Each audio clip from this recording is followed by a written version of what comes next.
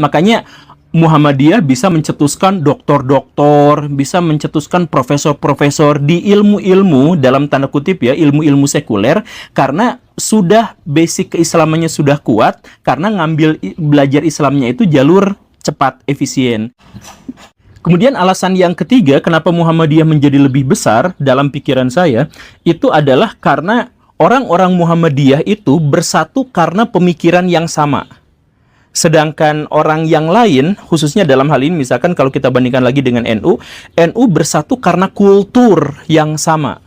Jadi kalau misalkan masyarakat NU, kadang-kadang mereka juga tidak tahu bahwa dirinya NU gitu.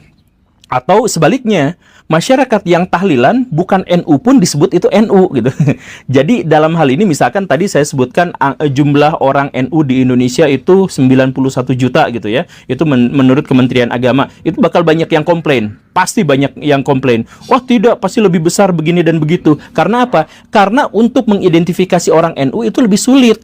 Apakah hanya ketika dia itu tahlilan itu disebut NU atau tidak, itu menjadi perdebatan. Apakah kalau misalkan seseorang itu melakukan selamatan itu disebut NU atau tidak, itu kebingungan. Dan kadang-kadang harus dihitung pada akhirnya dengan kartu anggota. Tapi banyak juga kiai-kiai NU yang tidak memiliki kartu anggota gitu. Kan begitu, atau adalah yang tidak memiliki kartu anggota. Nah ini berbeda dengan Muhammadiyah. Muhammadiyah itu tidak disatukan oleh sebuah kultur, tapi disatukan oleh sebuah pemikiran pembaharu. Kemudian itu faktor yang ketiga. Kemudian faktor yang keempat apa? Faktor yang keempat itu adalah bahwa orang-orang Muhammadiyah itu mampu mengelola konflik. Nah ini saya pikir ini adalah sesuatu yang sangat unik. Tapi ini bahkan sudah terjadi di zaman Bung Karno yang tadi saya jelaskan itu. Kan Bung Karno itu waktu lagi puncak-puncaknya dekat sama PKI, itu sampai memenjarakan Buya Hamka yang orang Muhammadiyah. Tapi beliau itu tidak mau keluar dari Muhammadiyah gitu.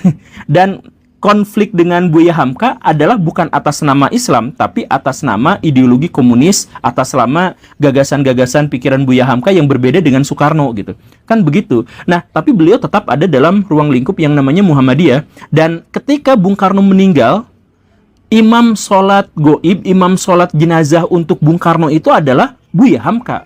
Jadi tetap tidak terpisah gitu. Nah, begitupun sekarang banyak sekali kader-kader Muhammadiyah itu yang liberal, yang fundamental, yang bahkan politikus, itu bisa, dan semuanya bahkan bisa jadi ketua umumnya. Ketua umum Muhammadiyah pernah Amin Rais, yang didikan barat, yang politisi seperti itu. Bisa juga jadi Pak Syafi'i Ma'arif, yang pikirannya sangat liberal.